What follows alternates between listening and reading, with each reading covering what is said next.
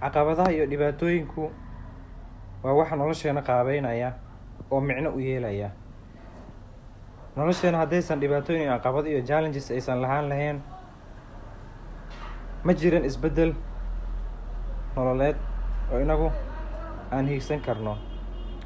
waxaa nolosheena dhadhanka u yeelaya iyo micnaha dhabta ah waxay tahay dhibaatooyinkana haysta iyo problemiska iyo challengeska na soo wajahaya. waa waxyaabaha nolosheena qaabeynaya. haddii aad dhibaato ku dhex jirtid ama aad ku sugan tahay, waxay ku tusinaysaa inaad tahay qof nool. haddii aad tahay qof waxba aanan dareemeynin, noloshiina aan isbeddelayn, ay sidiisa le ay tahay, taasi waxay ka dhigan tahay noloshaada inaysan wax micno lahayn.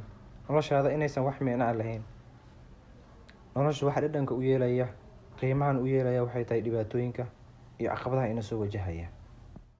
sidaa awgeed, dhibaatooyinka ku haysta casharka baro, kana raadi xalka.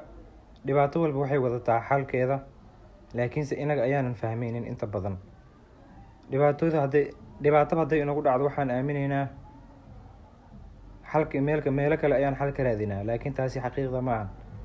dhibaato hadday kugu dhacdo, xalka iyada ayaa wadata, laakiinse waxaa loo baahan yahay dadkii fahmi lahaa iyo qofkii u kuwargali lahaa si uu xalkaasi u helo.